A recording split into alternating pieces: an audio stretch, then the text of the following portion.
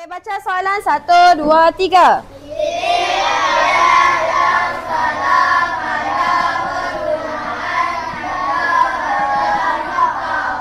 Okey, tanda baca. Okey, tanda baca ada berapa jenis? Sebut Kak Ustazah, buat bentuk saja. Yang pertama apa dia? Tanda notah dulu. Yang kedua?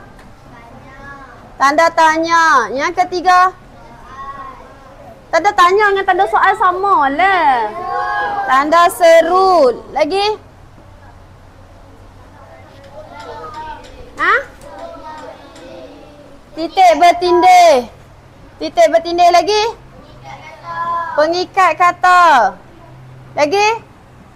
Koma. Yang ni yang famous. Yang banyak-banyak lagi sebenarnya. Tapi yang ini yang paling famous sekali. Faham? Okey. Dia nak pilih ayat yang salah pada penggunaan tanda baca. Kamu kena bulat salah tu. Dia nak jawapan yang salah. Dia tak mau jawapan yang betul. Dia nak jawapan yang salah. Bulatkan yang salah. Dah bulat? Okey, kita cari yang salah penggunaan noktah. Okey, alif. Baca asal alif. Betul ke salah? Sebab apa salah? Sepatutnya tanda soal. Kenapa kamu kata tanda soal? Bulat adakah tu? Ayat tanya, tulis tepi tu ayat tanya. Lepas tu dalam kurungan tanda soal. Okey, baca ba. Ibu membeli roti. Okey, betul ke itu penggunaan noktah? Betul. Walaupun dia ada koma, tapi menggunakan tanda noktah di situ adalah tepat. Sebab apa tepat? Sebab dia bukan ayat seruan yang menggunakan tanda seru. Dia bukan juga ayat tanya yang menggunakan tanda soal. Dia bukan juga dialog yang kena guna pengikat kata. Faham? Boleh jelas? Ayat apa tu, Ba? Ayat apa tu? Ayat penyata. Ayat dia lengkap. Ayat penyata. Ibu membeli roti, susu dan telur. Tulis tepi tu ayat penyata. Ayat penyata memang menggunakan noktah. Jadi dia ialah jawapan yang betul. Okey, dia nak jawapan yang salah. Ingat balik, kita nak cari jawapan yang salah. Okey. Jadi bila betul, betul tak jawapan tu? Betul ke jawapan tu yang dia nak?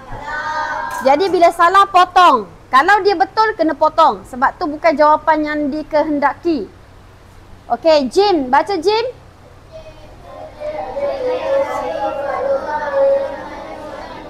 Encik Ali, guru bahasa Melayu kami. Ada tak nak menggunakan tanda seru kat situ? Ada tak nak menggunakan tanda soal? Ada tak nak menggunakan pengikat kata kat situ? Titik bertindih? Dah. Jadi penggunaan noktah tu betul ke salah? Itu ayat apa? Ayat penyata. Tulis ayat penyata dan jawapan tu ialah jawapan yang betul. Sekarang ni kita nak jawapan yang salah. Betul tak jawapan yang dia nak? Tak. Sebab dia nak yang salah. Kalau betul, itu adalah salah. Potong. Macam mana nak habaq? Kehendak soalan, nakkan jawapan yang salah. Kalau penyataan tu ialah betul, maknanya kamu kena potong. Itu bukan jawapan yang soalan nak. Boleh faham? Okey, Dal. Baca Dal.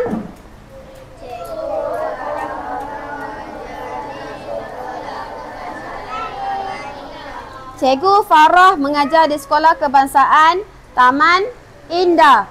Jadi penggunaan dia betul tak noktah tu? Betul ke salah? Betul. Ada dialog ke? Ada tanda tanya ke? Ada tanda seru ke? Tak ada. Jadi itu ialah ayat apa?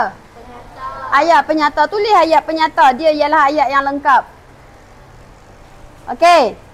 Jadi jawapan tu jawapan yang dikehendaki ke? Jawapan tu yang dikehendaki oleh soalan ke? Tak. Walaupun dia tepat tapi dia bukan jawapan yang dikehendaki. Potong. Okey, selesai? Jadi jawapannya apa? Alif. Sebab apa alif salah? Itu ialah ayat tanya. Okey, bila ayat tanya menggunakan tanda soal. Okey, boleh?